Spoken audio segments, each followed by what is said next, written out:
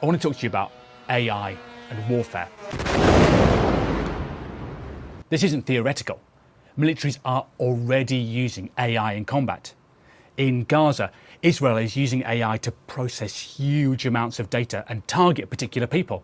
The United States reportedly used Anthropic's model Claude in its raid to abduct Venezuelan President Nicolas Maduro. And even after Anthropic got into all those difficulties with the US administration, apparently the US military still used Claude in the raid on Iran. AI is changing the nature of modern warfare in the 21st century. It's difficult to overstate the impact that it has and will have. But first, I want to show you this chicken. Hey, ChatGPT, I'm going to send you a picture of a chicken. Can you tell me how many legs the chicken has, please?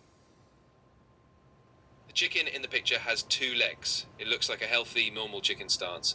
Just the 2 legs, one on each side as expected. Let me know if you need any other details. Are you sure? Because it really looks to me like it's got 3 legs.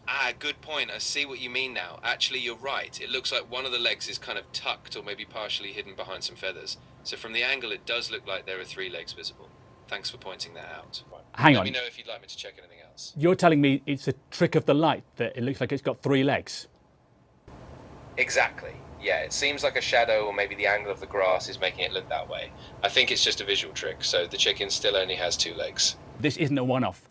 I've done numerous tests on this with different AI models. Claude said it had 4 legs. Gemini got it right, but then it got other tests wrong. And scholars in this area have found that across many different sort of tricky images, AI struggles to recognize what's really going on. And now, this very same system is being used for war. And if you want a sense of the importance that the US military placed on AI, take a look at this memo from Secretary of War Pete Hegseth, sent to all senior commanders in the cross-military. He says, I direct the Department of War to accelerate America's military AI dominance by becoming an AI-first war-fighting force across all components from front to back. This is not an experiment. This is a command. Introduce this right now and quickly. The age of AI and war is here, right now. And I can't tell if a chicken has 3 legs. Probably wondering why that is. And the reason is that AIs don't perceive the world in the same way that we do. We see, they guess based on probable data. And their data suggests that chickens have 2 legs. So even though they do perceive the 3rd leg, they discount it. It's the same with this picture of a shoe. The AI's training data is so full of shoes with 3 stripes that when it sees them with a 4th stripe, it doesn't quite believe it. Look, most of the time, this statistical reasoning is astonishingly effective because the world really is quite predictable. But some environments are unpredictable and high stakes. And that's where getting it wrong and then confidently guessing, saying you've got it right, could be very misleading. When you start talking about AI and war, you immediately summon science fiction. Killer robots, fully autonomous machines stalking the battlefield. And yes, autonomy is increasing at the moment. In Ukraine right now, there are drones which can keep going even after they've lost contact from their operator. But for the most part, that is not what we're talking about here. We're talking about systems that advise.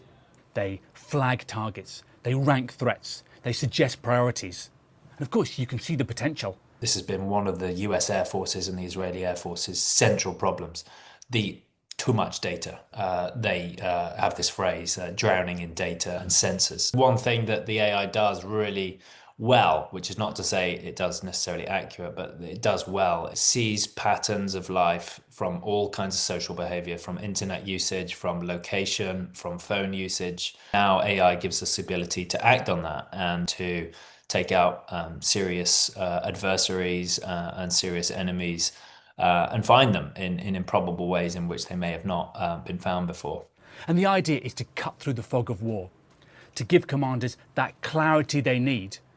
And instead of relying on tired, stressed, overwhelmed humans, you have a machine taking in all this data and giving you that clear and crucially instant view. And because it's an advisor, a machine doesn't press the button, the human does. This is a crucial part of this whole thing, and all the companies and the governments involved stress this. There is, they say, a human in the loop. It's It's not the machine making the decision. They're not autonomous. The human decides. But what I wondered is, if a machine is giving you a suggestion, a very confident suggestion, a very persuasive suggestion, how easy is it to say no?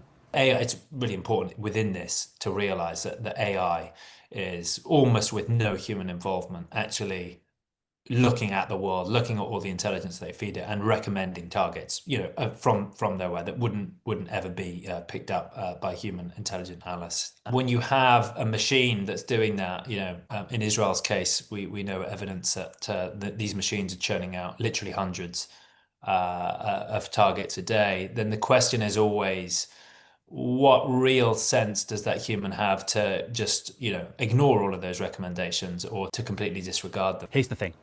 It's not that these systems don't work. They do. They are incredibly powerful and incredibly helpful for militaries. But capacity and reliability are not the same thing. We don't actually really know how these systems break. And war is an unforgiving place to find out. Because if an AI can miscount the legs on a chicken, what happens when it misidentifies something else?